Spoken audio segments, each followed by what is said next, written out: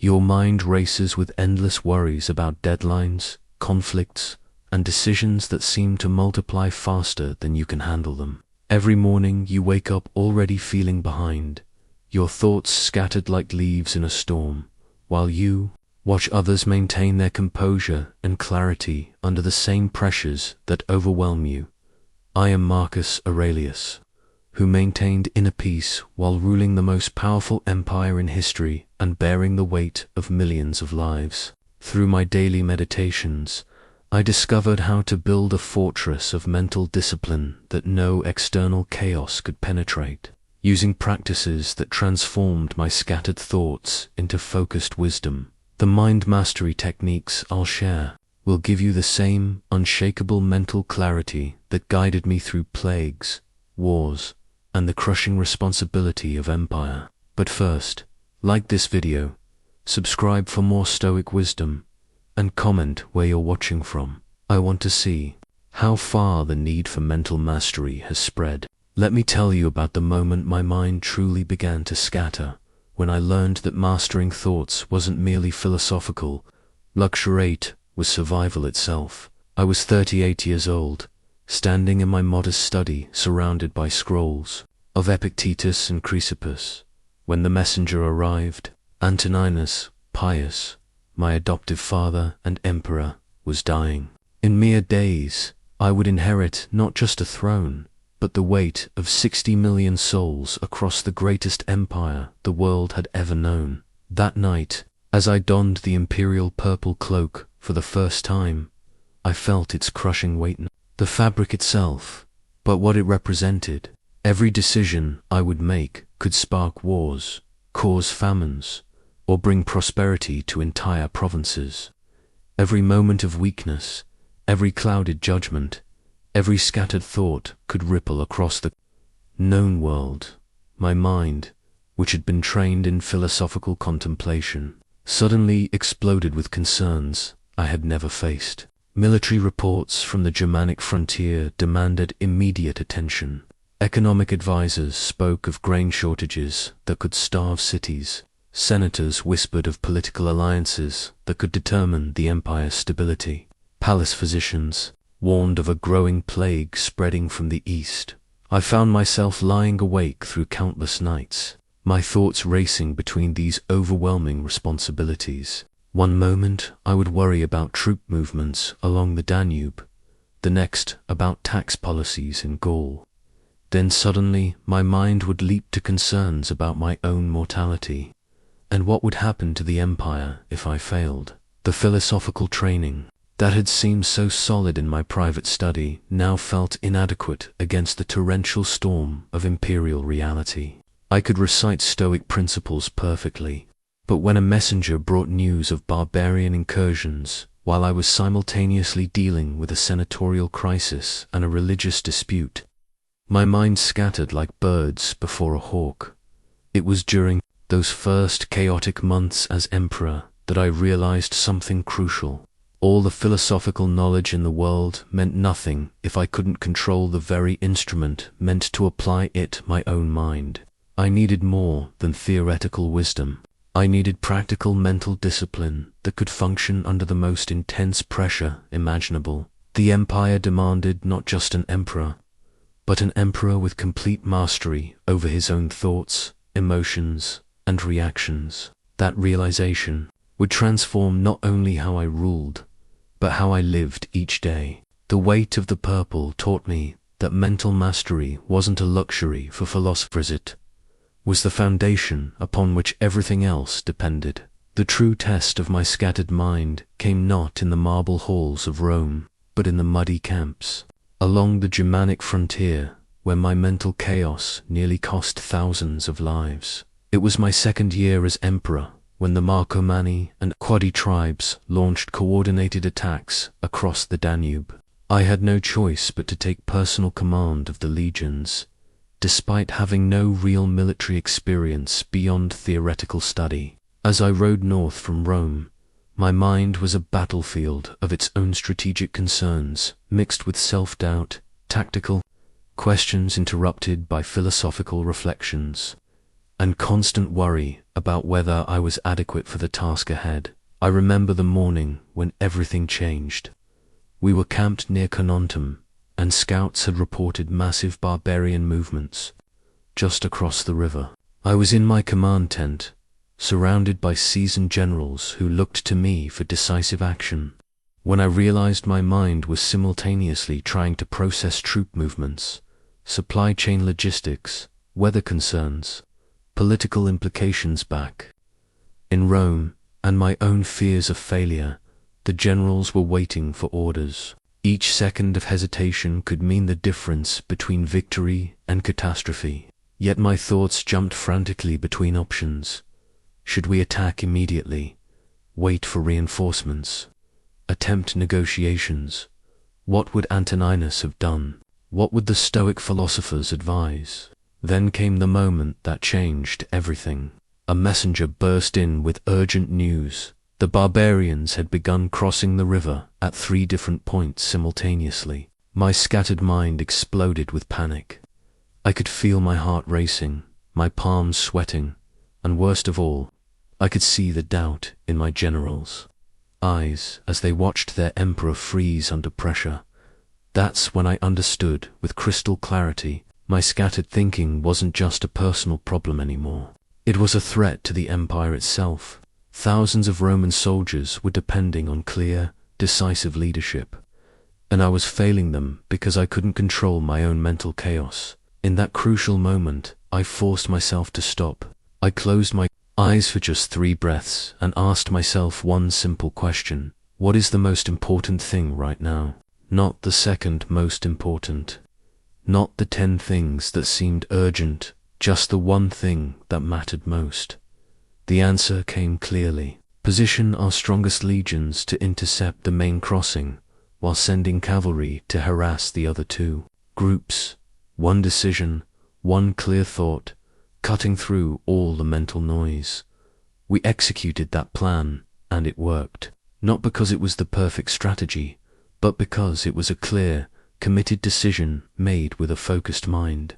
That day, I learned that mental clarity under pressure wasn't just helpful, it was a matter of life and death.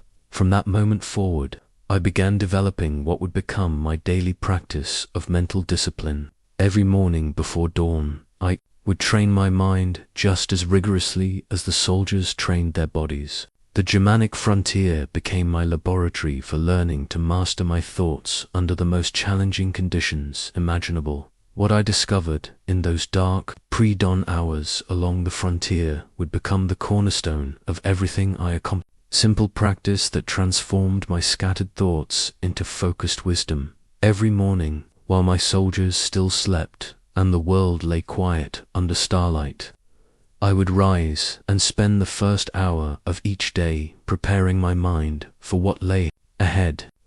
This wasn't meditation in the way many people imagine it today, sitting cross-legged in perfect silence. This was active mental training, as rigorous and purposeful as any military drill. I would begin by writing in what I came to call my journal of reflections, not recording events of the previous day, but preparing my mind for the challenges ahead. I would write down my thoughts about virtue, about the nature of obstacles, about my duties as emperor and as a human being. These weren't pretty philosophical essays meant for others to read. They were raw, honest conversations with my own soul. The first part of my morning practice involved reminding myself of life's fundamental truths.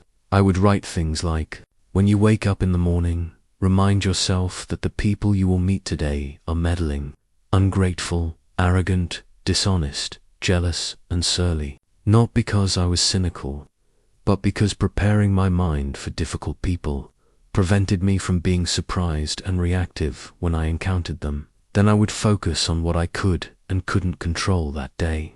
I would list the specific challenges. I might face a difficult meeting with senators, complex military decisions, reports of plagues spreading through the provinces, and mentally sort them into 2 categories: things within my power to influence, and things completely outside my control. This simple sorting exercise became the foundation of my mental clarity. Before this practice, I would waste enormous mental energy worrying about things I couldn't change: the weather during campaigns, the attitudes of hostile tribes, the loyalty of distant governors. Now I learned to acknowledge these concerns, and then deliberately redirect my mental energy toward what I could actually influence. The most powerful part of my morning routine was what I called rehearsing virtue. I would mentally walk through my upcoming day and visualize myself responding to various challenges with wisdom, justice, courage, and self-discipline. If I knew I had a difficult conversation ahead, I would rehearse responding with patience rather than anger. If I faced a complex decision, I would practice approaching it with careful reasoning rather than emotional reaction. This wasn't positive thinking or wishful visualization. It was mental preparation, like a soldier rehearsing sword techniques before battle. I was training my mind to respond from virtue rather than emotion, from wisdom rather than impulse. By the time the sun rose and my duties began, my mind was no longer scattered and reactive. It was focused, prepared, and grounded in philosophical principles that could withstand any storm. The chaos of imperial responsibilities that had once overwhelmed me now felt manageable because I had spent that crucial first hour organizing my thoughts and centering my intentions. This morning practice became the foundation that supported everything else I learned about mental mastery. The most revolutionary discovery I made about mental mastery was this: most of our suffering comes not from events themselves, but from the stories we tell ourselves about those events. Learning to see clearly without the distortion of emotion and assumption became my most powerful tool for maintaining mental equilibrium. I learned this lesson during one of the darkest periods of my reign. Reports had reached me that a trusted general, Avidius Cassius, had declared himself emperor while I was campaigning in the north. The initial news hit me like a physical blow. My mind immediately began spinning catastrophic stories. The empire was splitting apart. Civil war was inevitable. My own soldiers might abandon me. Everything I had worked for was collapsing. But then I forced myself to stop and examine what I actually knew versus what I was assuming. The facts were simple. Cassius had made a claim to imperial power in Syria. That was it. Everything else, the civil war, the collapse of the empire, the betrayal of my troops, these were stories I was creating in my mind, not actual realities. I began practicing what I came to call the discipline of perception, learning to see events as they truly are, stripped of the emotional interpretations that our minds automatically add. This required developing a specific mental skill, the ability to describe situations using only factual observations, without adding judgments, assumptions, or predictions. For example, when a senator spoke harshly to me in a public meeting, my initial reaction was to think, he disrespects me and undermines my authority. But when I applied the discipline of perception, I would instead observe, Senator Marcus raised his voice and used critical words about my policy. Same event, completely different mental experience. This practice transformed how I handled criticism and setbacks. Instead of being wounded by hostile words, I learned to see them as simply sounds and symbols, no different from the barking of dogs or the noise of wind. The actual words had no power to harm me unless I gave them that power through my interpretation. I developed a specific technique for this training. Whenever I noticed my mind creating dramatic stories about events, I would ask myself 3 questions. What exactly happened? What story am I adding to what happened? What would I see if I removed the story and looked only at the facts? This discipline proved especially valuable during military campaigns. When scouts reported enemy troop movements, my untrained mind would have immediately leaped to thoughts of impending disaster. But with disciplined perception, I learned to receive information as simply information data to be evaluated, not cause for emotional reaction. The most powerful application came when dealing with what most people consider personal insults or attacks. I learned to see hostile words and actions as external events, no different from rain or wind. A man shouting angrily at me was simply a human being making certain sounds with his mouth. His internal emotional state was his responsibility. My response was mine. This wasn't emotional numbness or indifference. I still felt emotions, but I learned to feel them without being controlled by them. I could acknowledge anger without acting from anger, notice sadness without being overwhelmed by sadness, observe fear without being paralyzed by fear. The discipline of perception became the foundation for all other mental practices. Once you learn to see events clearly, without the distortion of automatic emotional interpretation, you gain the space to choose your response consciously rather than react unconsciously. This space between stimulus and response fat is where true mental freedom lives. The most relentless enemy I ever faced wasn't the Germanic tribes or political conspirators, was the constant chatter inside my own head. Learning to direct this inner conversation became the key to mental mastery that most people never discover. Before I developed this skill, my mind was like a marketplace filled with competing voices. One voice would worry about grain shortages in Egypt, while another fretted about barbarian movements on the frontier. A third would replay yesterday's mistakes, while a fourth planned tomorrow's meetings. Meanwhile, a fifth voice would criticize all the other voices for being distracted. The noise was endless and exhausting. I realized that most people go through their entire lives never questioning this mental chaos. They assume the random thoughts flowing through their consciousness are simply how minds work. But I discovered something remarkable.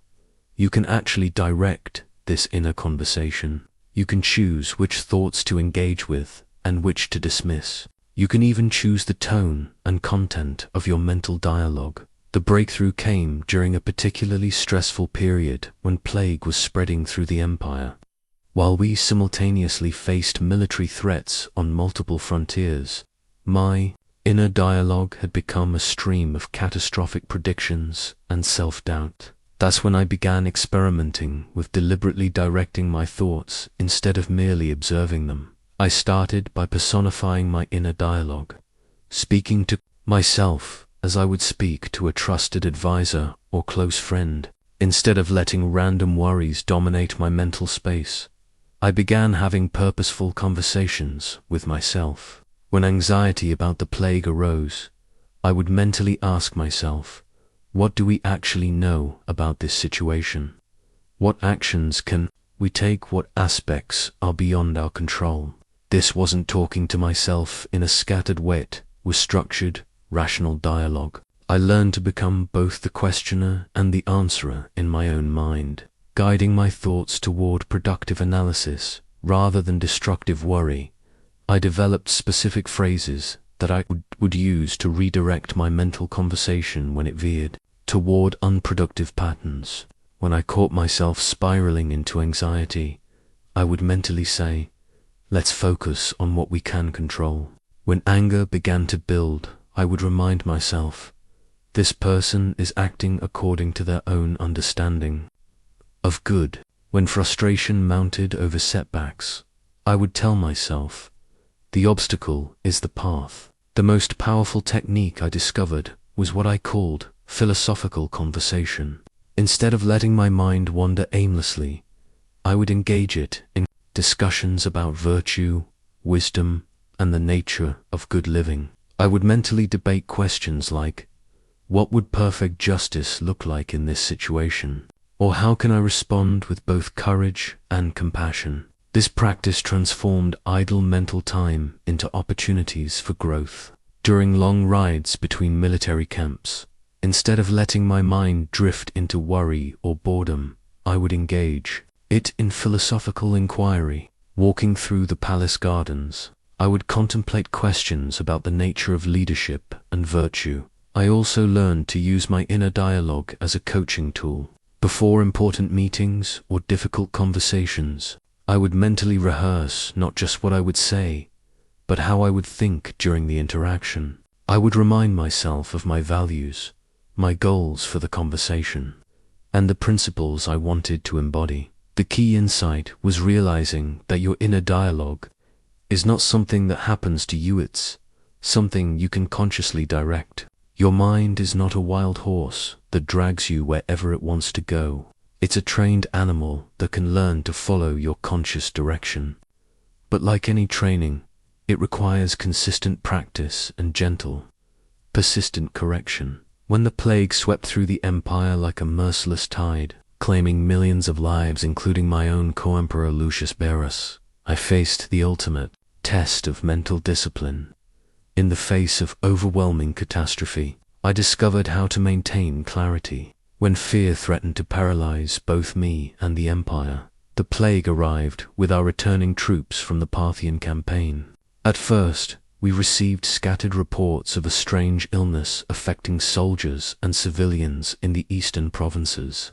But within months, the pestilence had spread throughout the empire, reaching even Rome itself. People were dying faster than they could be buried. Entire families were wiped out. Economic activity ground to a halt as terror gripped every corner of the known world. As emperor, I faced impossible decisions daily. Should we quarantine entire cities, effectively condemning them to starvation? Should we maintain trade routes that might spread the disease but were essential for survival? How could we keep the legions strong enough to defend the borders when disease was decimating our ranks? Every choice seemed to lead to death and suffering. The mental challenge was unlike anything I had previously faced. This wasn't a military enemy I could outmaneuver, or a political problem I could solve through negotiation. This was an invisible force that made a mockery of human planning and control. The very foundations of rational thinking seemed to crumble. When confronted with such arbitrary destruction, I watched fear transform rational citizens into panicked mobs. I saw seasoned senators paralyzed by terror, unable to make even basic decisions. The collective mental state of the empire was approaching collapse, and as emperor, the responsibility for maintaining stability fell entirely on my shoulders. This is when I learned the most important lesson about mental discipline during crisis. You cannot control catastrophic events, but you can control your response to them. More crucially, your mental state in times of crisis becomes a beacon that either guides others toward reason or leads them deeper into chaos. They developed what I called crisis clarity, a mental practice specifically designed for overwhelming circumstances. First, I would acknowledge the full reality of the situation, without minimizing or exaggerating it. The plague was killing millions. This was neither a minor inconvenience nor the end of the world. It was exactly what it was. Next, I would systematically separate the crisis into 3 categories: immediate actions I could take, medium-term strategies I could develop, and long-term consequences I could only accept. This mental sorting prevented me from being paralyzed by the enormity of the overall situation while ensuring I focused my limited energy on areas where I could actually make a difference. The most crucial element was maintaining what I called service perspective. Instead of focusing on my own fears about the plague would I survive, would the empire collapse, I redirected my mental energy toward how I could serve others during this crisis. What did the empire need from its emperor right now? How could I model the calm strength that others desperately needed to see? I spent extra time each morning reminding myself that my role was not to solve the unsolvable, but to respond to each day's challenges with wisdom, courage, and compassion. I couldn't stop the plague, but I could ensure that food reached quarantined cities. I couldn't bring back the dead, but I could maintain the legal and administrative systems that kept civilization functioning. Through this experience, I learned that mental mastery isn't about having no fear during crisis. It's about acting wisely despite the fear. The goal isn't to feel calm when everything is falling apart, but to think clearly and respond effectively regardless of what you're feeling. I discovered something that transformed how I experienced every moment of my life. The past and future exist only in our minds, and most of our mental suffering comes from living everywhere except where we actually are, this present moment. As Emperor, I was constantly pulled into mental time travel. My mind would replay yesterday's Senate meeting, analyzing what I should have said differently, or leap forward to worry about next month's military campaign. Meanwhile, the actual present moment where all my real power and influence existed would slip by unnoticed and unused. I remember a specific morning that changed everything. I was walking through the palace gardens, supposedly taking a brief respite from imperial duties. But my mind was entirely focused on a report I'd received about Gothic tribes massing near the Danube frontier. I was mentally rehearsing military strategies, imagining various scenarios, planning troop movements. Suddenly, I realized I had walked the entire length of the garden without seeing a single flower, hearing a single bird, or feeling the morning sun on my face. I had been physically present, but mentally absent, living in an imaginary future while missing the actual beauty and peace available to me in that moment. That's when I understood the tremendous waste of present moment awareness. Every moment spent mentally reliving the past or rehearsing the future was a moment stolen from the only time when I could actually experience life, make decisions, or take action. The present moment wasn't just where life happened. It was the only place where life could happen. I began developing practices to anchor my attention in the present. The first technique was what I called sensory grounding. Several times throughout each day, I would deliberately notice 5 things I could see, 4 things I could hear, 3 things I could feel, 2 things I could smell, and 1 thing I could taste.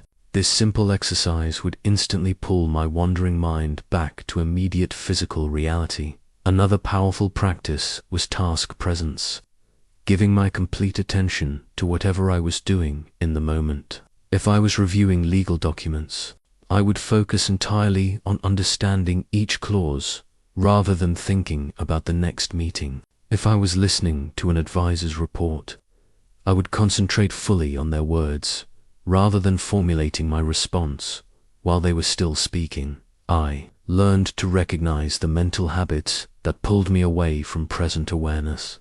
Regret and guilt dragged me into the past. Anxiety and anticipation yanked me into the future. But learning to notice these mental movements gave me the power to consciously redirect my attention back to the now. The most challenging application was during difficult conversations or stressful situations, when facing criticism from senators or receiving bad news from military commanders. My natural tendency was to escape mentally either by dwelling on how things used to be better, or by jumping ahead to imagine how things might get worse.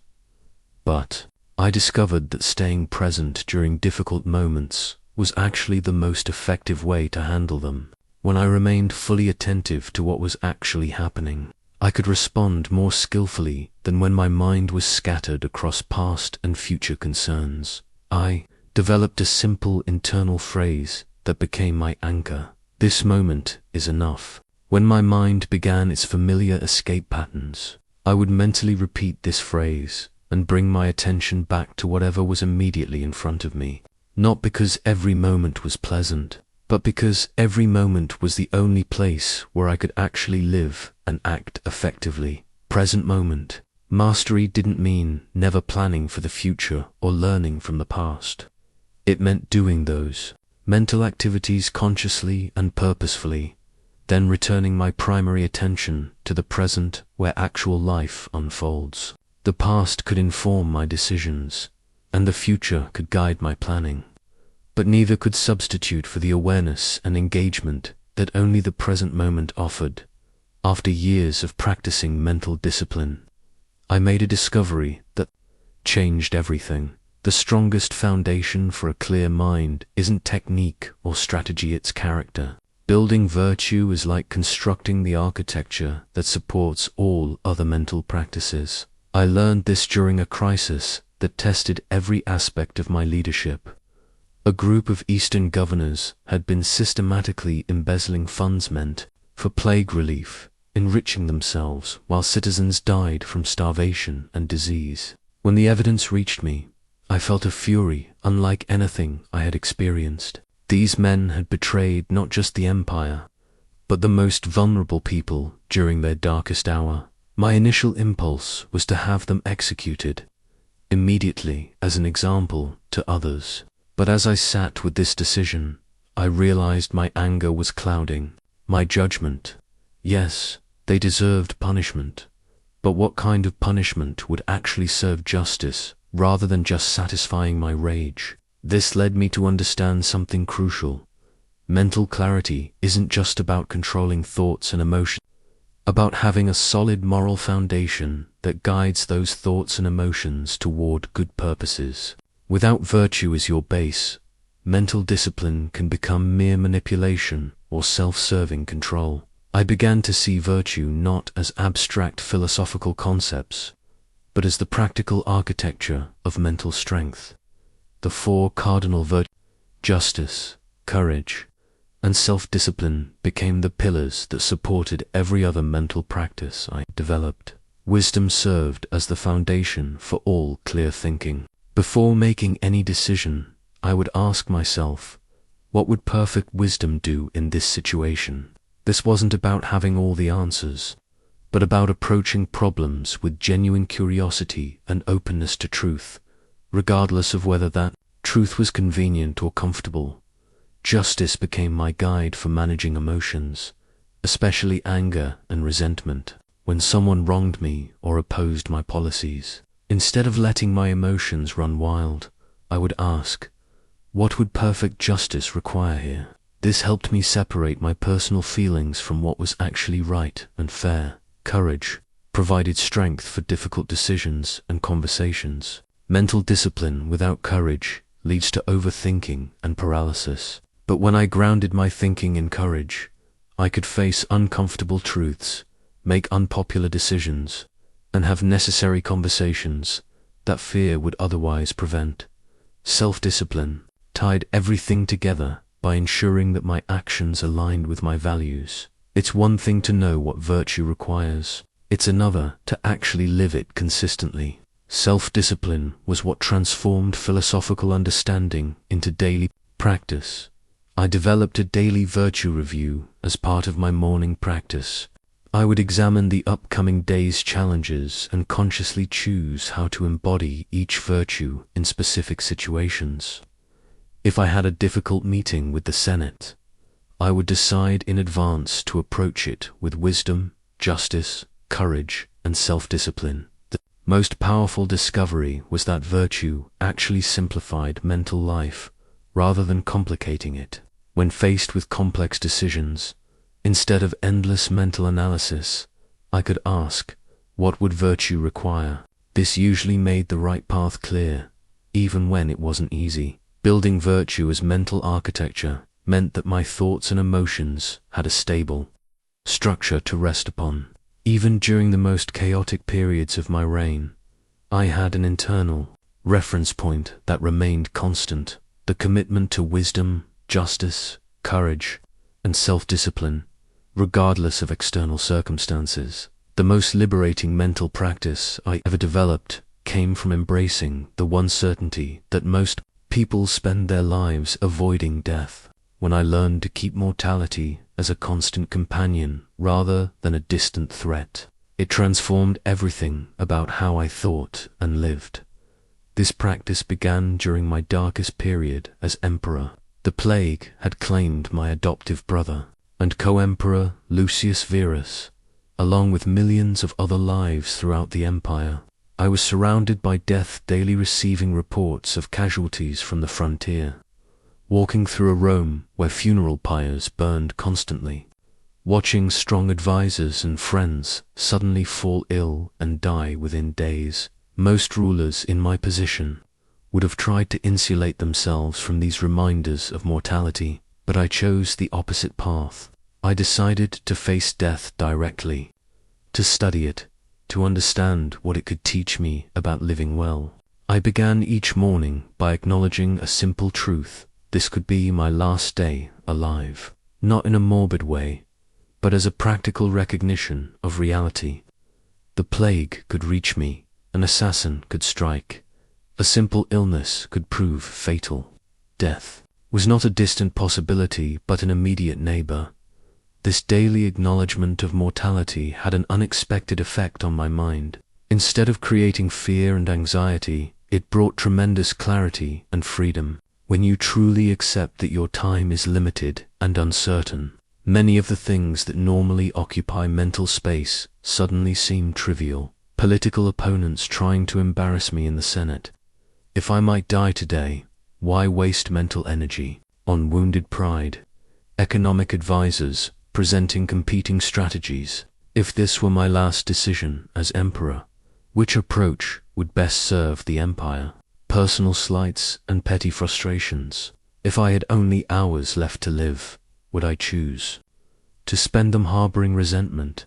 I developed what I called mortality meditation, a daily practice of imagining my own death and working backward from that reality. If I died tonight, what would I regret not having done? What relationships would I wish I had handled differently? What principles would I wish I had lived more fully? This wasn't depressing contemplation, but practical planning. Death consciousness became my most reliable guide for prioritizing thoughts, emotions, and actions. The questions that mortality raised invariably pointed toward what truly mattered versus what merely seemed urgent.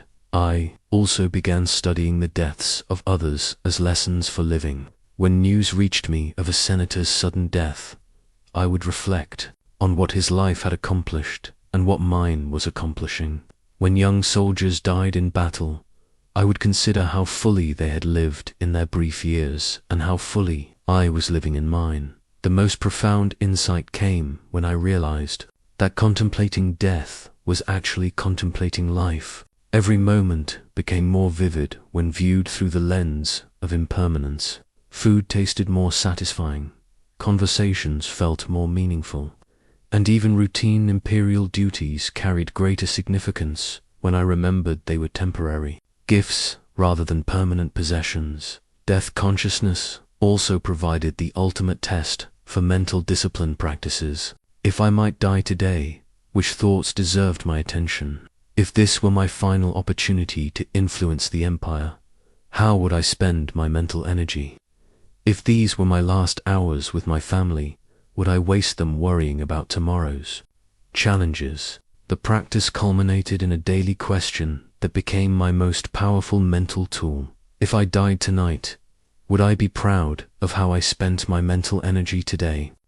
This question cut through all the noise and complexity, pointing me directly toward thoughts and concerns that were truly worthy of an emperor and, more importantly, worthy of a human being. The greatest fortress I ever built was not made of stone and mortar, but of mental discipline and philosophical conviction. I call it the inner citadel, unconquerable stronghold within the mind that no external force can breach. No matter how powerful or persistent, the concept came to me during a particularly brutal winter campaign against the Germanic tribes. We were besieged ourselves, trapped in a fortified camp while barbarian forces surrounded us for weeks.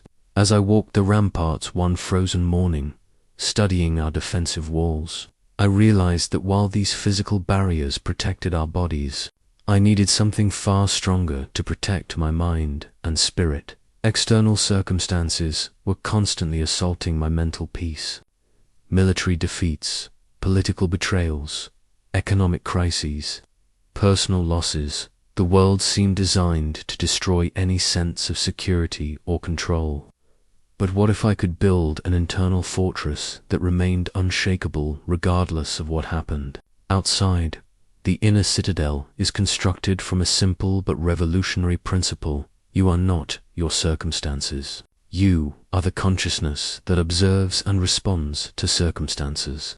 This consciousness, your essential self, exists in a space that external events cannot touch, no matter how devastating they might be. Building this fortress began with recognizing the difference between what happens to you and what you make those events mean. When barbarian raids destroyed Roman settlements, that was an external event. When I interpreted those raids as evidence of my failure as emperor, that was me allowing external events to breach my inner citadel. I learned to construct mental walls. By practicing radical acceptance of things outside my control, while maintaining absolute responsibility for my responses, the barbarians could attack our borders. That was their choice. Whether I responded with wisdom or panic, with strategic thinking or emotional reaction, that was mine. The strongest wall of the inner citadel was built from the understanding that no one else can disturb your peace without your permission. When senators criticized my policies in harsh terms, my untrained mind would immediately feel attacked and defensive. But from within the inner citadel, I could observe. Senator Marcus is making certain sounds with his mouth. I can choose whether to interpret those sounds as an attack on my person or as information about his perspective. I developed specific daily practices to strengthen this fortress. Each evening, I would review the day's events and identify moments when I had allowed external circumstances to penetrate my inner citadel, not to judge myself harshly, but to understand the patterns and rebuild the walls stronger. The most powerful defense was what I called the view from above, mentally stepping back to see events from a cosmic perspective. When trapped in the immediate emotions of a crisis, I would imagine viewing the situation from a great height, seeing myself and the problem as small parts of a much larger whole. This perspective invariably restored my mental equilibrium. The inner citadel also required provisions, philosophical principles stored up to sustain me during siege conditions. I memorized key Stoic teachings that I could draw upon when external pressures mounted. This too shall pass. The obstacle is the path. You have power over your mind, not outside events. Realize this, and you will find strength. But the most crucial element was learning that the inner citadel is not a place of isolation or withdrawal from the world. It's a place of strength from which to engage the world more effectively. When you know that your essential peace cannot be threatened, you can take greater risks, face harder truths, and serve others more courageously. The inner citadel became my refuge and my launching point, a place where I could retreat to restore clarity and from which I could emerge to meet any challenge with confidence. One of the most liberating discoveries of my reign was learning that both criticism and praise are equally dangerous to mental clarity when you allow them to determine your sense of self-worth. Mastering your response to others' opinions became essential for maintaining the inner stability required for wise leadership. As emperor, I was constantly subjected to the most extreme forms of both criticism and praise. Senators would either hail me as the greatest leader since Augustus, or condemn me as a weak philosopher, unfit for command. Citizens would praise my wisdom in one breath and curse my policies in the next. Military commanders would celebrate my strategic brilliance after victories and question my competence after setbacks. Early in my reign, I found myself riding an exhausting emotional roller coaster. Praise would lift my spirits and make me feel confident, while criticism would plunge me into self-doubt and defensive anger. I was allowing other people's opinions to control my internal state, which meant I was essentially letting others govern my mind. The breakthrough came when I realized a fundamental truth: neither praise nor criticism tells you anything about reality. They tell you about the person giving them. When someone praises my judgment, they're revealing their own values and perspectives. When someone attacks my character, they're expressing their own understanding and emotional state. I developed what I called opinion neutrality, a mental practice of receiving both praise and criticism as equally interesting but equally irrelevant information about external observers. When a senator praised my handling of the Germanic campaigns, I would think, Senator Lucius appreciates military strategy. When another criticized the same decisions, I would think, Senator Gaius has concerns about military policy. Neither observation had any bearing on whether my decisions were actually wise or foolish. That evaluation required looking at objective results and comparing my choices to philosophical principles of virtue, not collecting votes from the Senate about my performance. The most challenging aspect was learning to distinguish between useful feedback and mere opinion. Some criticism contained valuable information about policies that weren't working or blind spots in my thinking, but much of it was simply emotional reaction or political positioning.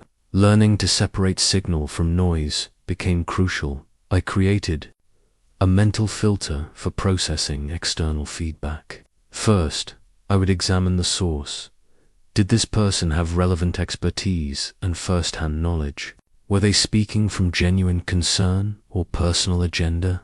Next, I would extract any factual information while discarding the emotional interpretation. Finally, I would evaluate the feedback against my own direct observation and philosophical principles. Praise required even more careful handling than criticism. While criticism at least forced me to examine my actions, praise could seduce me into complacency or inflate my ego beyond reason. I learned to receive compliments graciously while internally translating them into recognition of virtue rather than personal superiority. When citizens praised my wisdom, I would think, they're recognizing the value of philosophical principles. When advisors complimented my decisions, I would reflect, they're appreciating the application of careful reasoning. This kept the focus on virtuous behavior rather than personal glory. The ultimate test came during the Avidius Cassius rebellion, when a trusted general declared himself emperor. The criticism was immediate and brutal. How could I have been so blind to his ambitions? Was I too weak to command loyalty? Had my philosophical approach made me naive about political realities? Instead of being crushed by these attacks or defensive about my judgment, I applied my principles of opinion neutrality. I focused on the actual facts.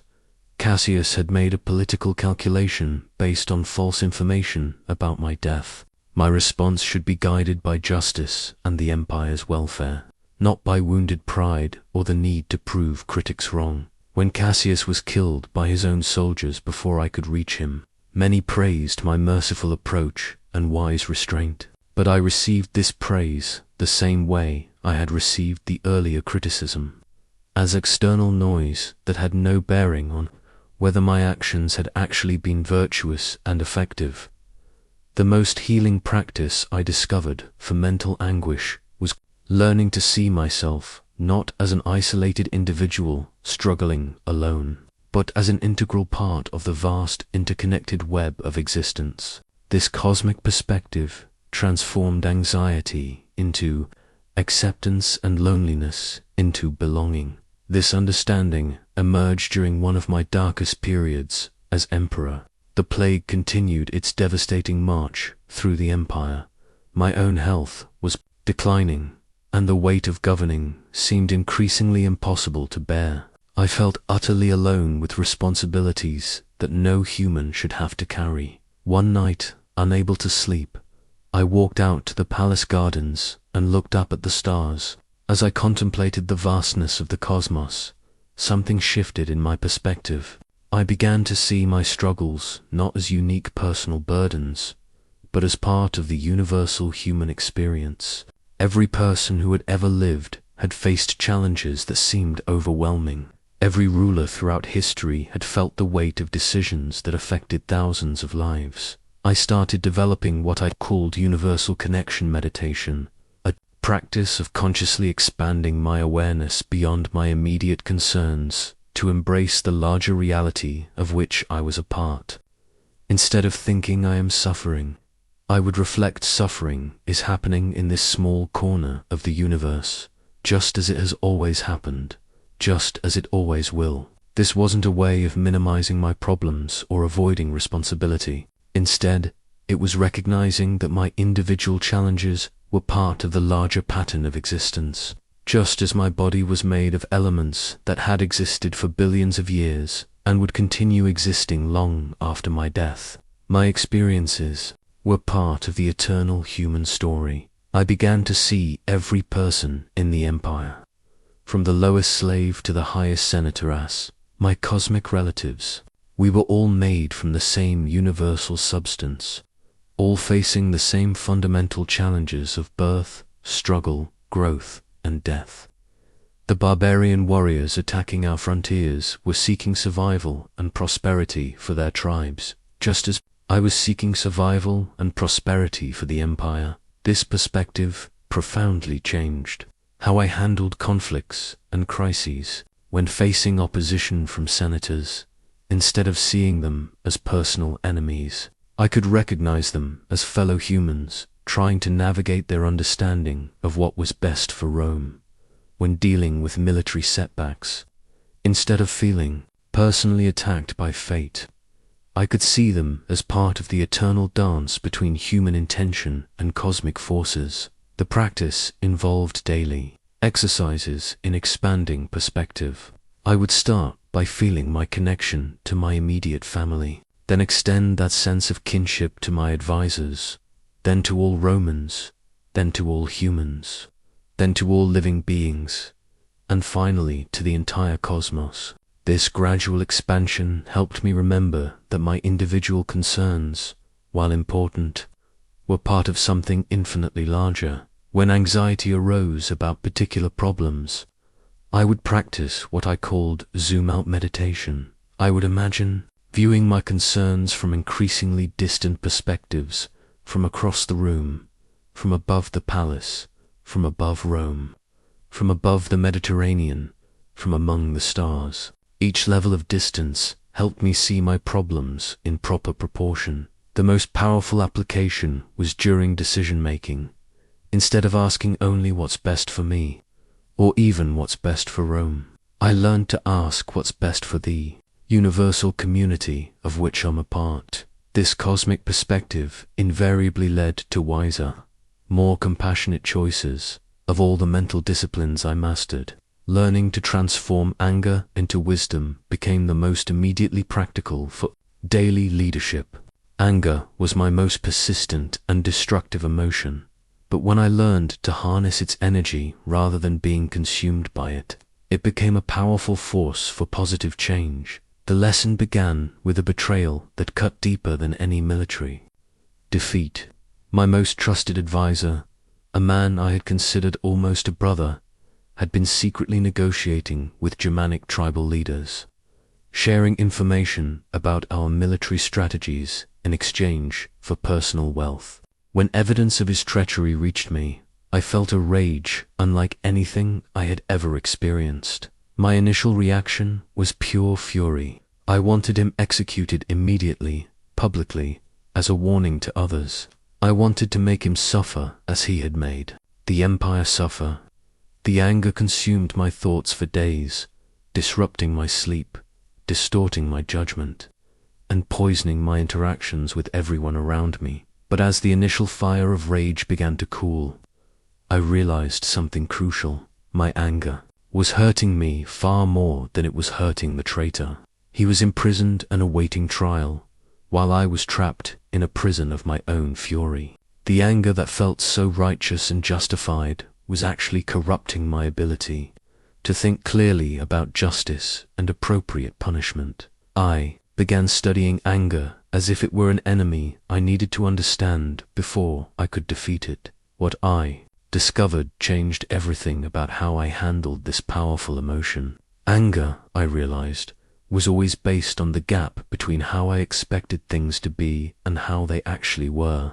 I had expected loyalty from my advisor because he had shown loyalty in the past. When reality contradicted my expectation, anger arose automatically. But the expectation itself was the problem, was a mental story I had created about how the world should work, not an accurate assessment of how it actually does work, I developed a practice I called anger alchemy, transforming the energy of anger into fuel for wisdom and effective action. When I felt anger rising, instead of fighting it or feeding it, I would ask myself 3 questions. What expectation is being violated? What can this situation teach me about reality? How can I respond in a way that serves virtue rather than emotion? Applied to the betrayal, these questions revealed important insights. My expectation that loyalty would be permanent was naive. This situation could teach me to build better systems for detecting treachery. My response should focus on protecting the empire and deterring future betrayals, not on satisfying my desire for revenge. The most powerful technique was learning to see anger as information rather than instruction. When fury arose, instead of thinking I must punish this person severely, I learnt to think I'm receiving strong information that something important to me has been threatened. This shifted my focus from emotional reaction to strategic analysis. Also discovered that anger often contained valuable energy that could be redirected toward positive change. The fury I felt about corruption motivated me to strengthen oversight systems throughout the empire. The rage I experienced over military incompetence drove me to improve training programs for officers. The anger about injustice became fuel for legal reforms that protected the vulnerable. The breakthrough came when I realized that anger was often a sign that I cared deeply about something virtuous, justice, loyalty, competence, fairness. Instead of being ashamed of anger or trying to eliminate it completely, I learned to honor what it was protecting while choosing how to express that protection wisely. The ultimate test was forgiving the traitor who had betrayed me, not because his actions were acceptable, but because carrying hatred was a burden that served no purpose beyond satisfying my wounded pride. The ultimate test of mental mastery came not in philosophical contemplation, but in the crucible of leadership. When thousands of lives hung in the balance of every decision, I learned that leading others effectively requires a specific type of mental discipline that goes beyond personal peace. It demands clarity that can function under crushing pressure, while inspiring confidence in others. The defining moment came during what historians now call the Battle of Carnuntum. Germanic tribes had coordinated a massive assault across the Danube, while plague continued to decimate our ranks. I was personally commanding the defense, but the situation was deteriorating rapidly. Our scouts reported enemy forces 3 times larger than expected. Supply lines had been cut. Several of our allied tribes had defected to the enemy. Standing in my command tent, surrounded by battle-hardened generals who looked to me for direction, I felt the familiar chaos of mental pressure that had once paralyzed me. But now I had tools that transformed pressure into clarity rather than letting it fragment my thinking. The first discipline was what I called leadership presence, maintaining complete mental composure regardless of internal emotional state. The moment a leader shows fear, uncertainty, or panic, those emotions spread through the entire organization like wildfire. My personal feelings were irrelevant. My demonstrated confidence was essential for everyone else's performance. I learned to separate my inner experience from my outer expression. Inside, I could acknowledge fear about the battle's outcome, while outside, I projected calm authority. This wasn't deception or false confidence. It was recognizing that leadership requires you to embody the mental state that others need to see, not indulge the mental state you might personally prefer to feel. The second crucial skill was rapid decision-making under uncertainty. Leadership rarely offers perfect information or unlimited time for analysis. I developed a mental framework for making high-stakes decisions quickly. Identify the core issue.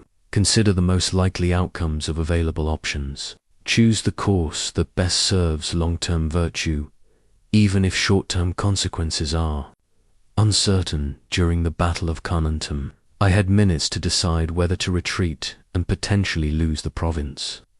attempt a defensive stand that might cost thousands of lives, or launch a risky counterattack that could either rout the enemy or result in catastrophic defeat. Using my framework, I focused on one question: which option best served the empire's long-term survival and the welfare of its people? The answer led to a bold flanking maneuver that caught the Germanic forces off guard and turned the tide of battle. But the key wasn't the specific tactical decision, was having mental processes that allowed me to think clearly when clarity seemed impossible. The third leadership discipline was emotional regulation for others.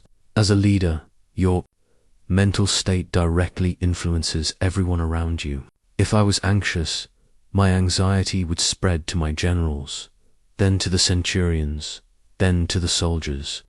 If I was confident and focused, that mental energy would flow through the same channels. I learned to consciously choose the mental energy I wanted to transmit. Before entering any meeting or giving any speech, I would spend a few moments aligning my internal state with what the situation required. If the troops needed courage, I would cultivate courage within myself first. If advisors needed calm analysis, I would center myself in philosophical detachment. The most advanced practice was systemic thinking under pressure. Personal problems affect only you, but leadership problems ripple through entire organizations and communities. Every decision I made as emperor would influence not just immediate outcomes, but future precedents, organizational culture, and the welfare of millions of people. This required expanding my mental framework beyond immediate consequences to consider long-term systemic effects. How would this decision influence future emperors? What precedent was I setting for governors throughout the empire? How would this choice affect the character and capabilities of the institution itself? Leadership, mental mastery meant thinking clearly, not just for yourself, but for everyone, depending on your clarity. I discovered something that most philosophers overlook. The mind and body are not separate entities, they are one integrated system.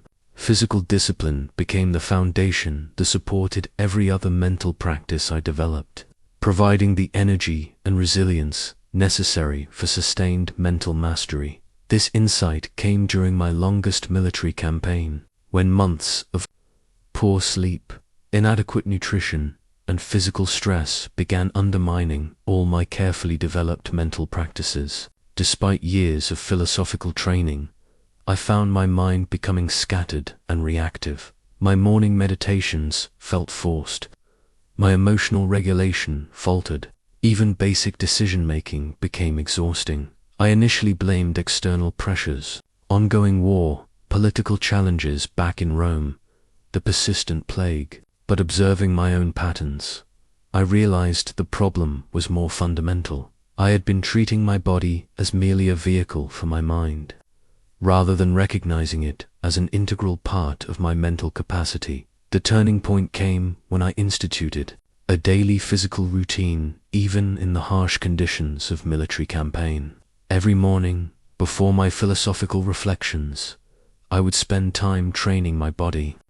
Not elaborate exercises requiring special equipment, but simple, consistent practices that could be done anywhere.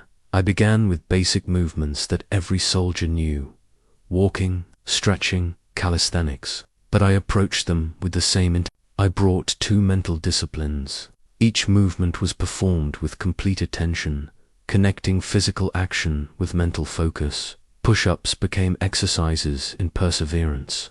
Long walks became moving meditations. Stretching became practice in patience and gradual progress. The effects were immediate and profound. Physical exertion cleared mental fog that meditation alone couldn't touch. When my body was strong and energized, my mind could sustain concentration. For longer periods, when my physical systems were functioning optimally, emotional regulation became significantly easier. I developed what I called embodied virtue, using physical practices to strengthen mental qualities. To build courage, I would deliberately choose physically challenging activities that required pushing through discomfort. To develop discipline, I would maintain rigorous physical routines, regardless of weather, mood, or circumstances. To cultivate patience, I would practice movements that required slow, careful attention to form and breathing. The most powerful discovery was how physical discomfort could train mental resilience.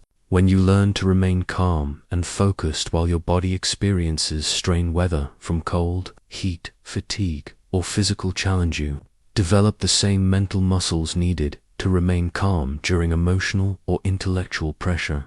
I instituted a practice of deliberately seeking minor physical hardships as training for major mental challenges. I would take cold baths to practice accepting discomfort without resistance. I would extend marches beyond what was comfortable to build mental endurance. I would sometimes fast to strengthen my ability to function effectively despite physical desires. These weren't exercises in self-punishment, but practical training for the reality that leadership often requires. Functioning optimally when physical conditions are less than ideal. If I could think clearly while hungry, cold, or tired, I could certainly think clearly during a heated Senate debate or complex military situation. Breathing became my most accessible tool for connecting physical and mental discipline. I learned that conscious breathing could instantly influence mental state. Slow, deep breathing activated calm, focus. Rhythmic breathing sustained concentration during long tasks. Controlled breathing helped regulate emotions during stressful encounters. The practice was simple. Several times throughout each day, I would take a series of conscious breaths, using the physical rhythm to anchor and direct my mental energy. This became especially valuable during transitions between activities, helping me maintain mental clarity as I moved from one challenge to the next. Physical discipline also provided what I called mental reserves, extra capacity for handling unexpected demands. When my body was strong and healthy, I had more mental energy available for difficult decisions. When my physical systems were functioning optimally, I could sustain intense concentration for longer periods without fatigue. The integration of physical and mental training became so natural that I stopped thinking of them as separate practices. My daily routine became one unified discipline aimed at developing my complete capacity as both emperor and human being. As my reign entered its final phase and my health began to decline, I developed perhaps the most transformative mental practice of all, viewing every decision through the lens of eternal perspective. This wasn't about seeking personal immortality, but about aligning daily choices with values that would endure long after my death. The practice emerged from a sobering realization. During my final campaign against Germanic tribes, I was 58 years old, weakened by years of plague exposure and the physical demands of constant warfare. For the first time, I faced the concrete reality that my time as emperor and my time as a living human was drawing to a close. Instead of filling me with despair, this recognition brought unexpected clarity. I began asking myself a question that transformed how I approached every decision. How will this choice serve the empire and humanity, not just today, but for generations to come? This eternal perspective revealed how many of my daily concerns were ultimately insignificant. Political disputes that had consumed hours of mental energy were temporary distractions from more important work. Personal slights that had triggered anger were meaningless against the backdrop of history. Short-term advantages that seemed appealing might create long-term problems for future emperors. I started every major decision by imagining myself as an ancestor looking back from centuries. In the future, what would I want my distant successor to know about leadership? What principles would I want to pass down through the institutions I was shaping? How could my choices strengthen the foundations of civilization itself?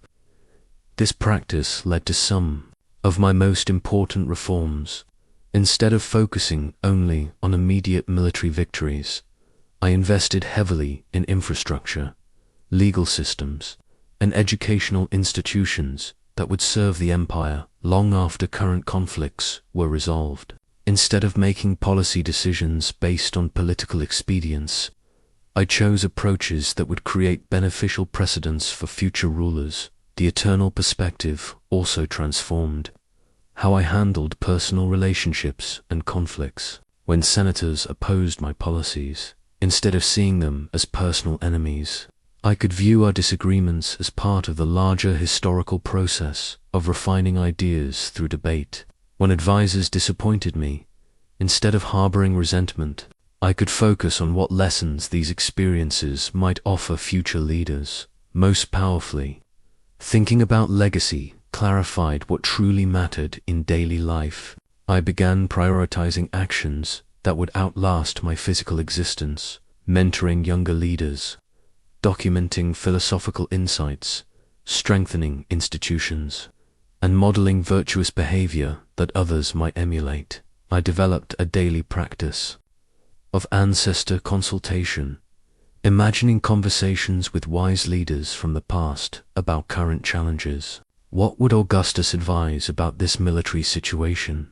How would Hadrian approach this administrative problem? What would Plato suggest about this ethical dilemma? This wasn't escapism or ancestor worship, but a way of accessing wisdom that transcended my individual limitations and immediate circumstances. By connecting my decisions to the broader stream of human wisdom, I could make choices that honored both the past and the future.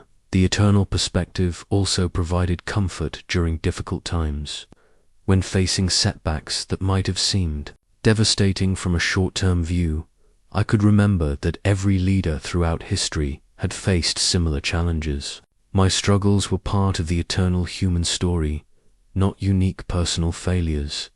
As I prepared for the inevitable transition of power, the eternal perspective helped me focus on what I could control, leaving the empire stronger than I found it, passing down hard-earned wisdom to my successor, and contributing something valuable to the ongoing human project of building civilization.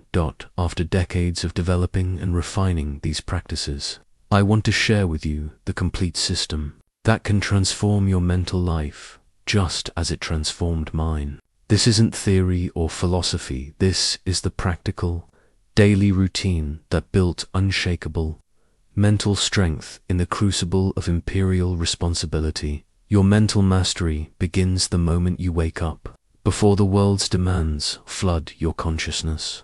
Every morning, spend the first 30 minutes of your day preparing your mind for what lies ahead.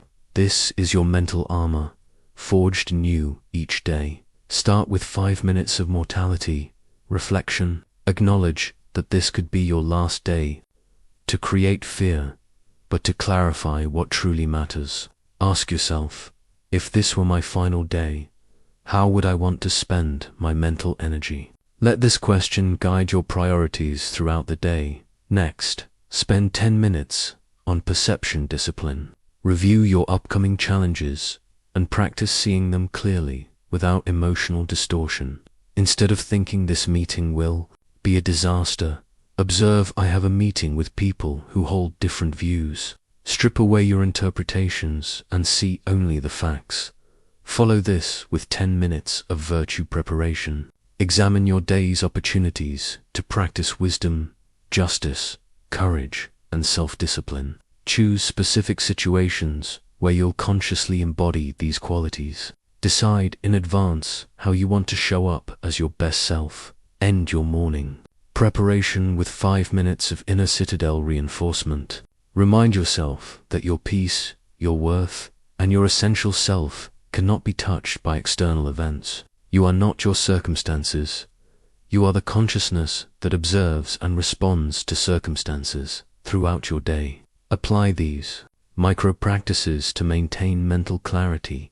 When you notice your mind scattered across multiple concerns, use the present moment anchor.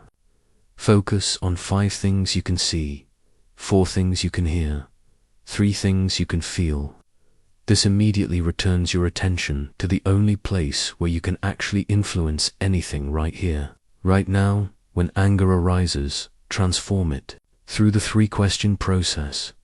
What expectation is being violated? What can this teach me about reality? How can I respond from virtue rather than emotion? Use anger's energy to fuel positive change rather than destructive reaction. When facing criticism or praise, apply opinion neutrality. Remember that others' words reveal their perspectives, not objective truth about you. Extract any useful information while remaining unattached to their emotional interpretations. When overwhelmed by pressure, step into leadership presence. Separate your internal experience from your external expression. Embody the mental state that the situation requires, not the one you might personally prefer to feel when anxiety about the future or regret about the past intrudes. Practice universal connection. Remember that you're part of something infinitely larger than your individual concerns. Your challenges are part of the eternal human story shared by every person who has ever lived. Each evening, complete your mental training with a brief review. Examine moments when you maintained mental clarity and moments when you lost it, not for self-judgment, but for learning. Identify patterns and strengthen tomorrow's preparation. Most importantly, remember that mental mastery is not about eliminating difficult thoughts and emotions, it's about relating to them skillfully. You don't need to feel calm to act wisely. You don't need to eliminate fear to respond courageously. You need only to recognize that you have choice in how you relate to whatever arises in your consciousness. The mind that served me as under pressure, clear in decision-making, resilient through crises, available to you through consistent daily practice. Every morning is an opportunity to forge mental strength. Every challenge is a chance to apply these principles. Every day is your training ground for mastery. Take these practices seriously. Apply them consistently, and watch as your mental chaos transforms into clarity. Your reactive patterns shift into conscious responses, and your scattered thoughts organize into focused wisdom. The mind you need to thrive in your world is the same mind that guided me through mind disciplined, virtuous, and unshakably free.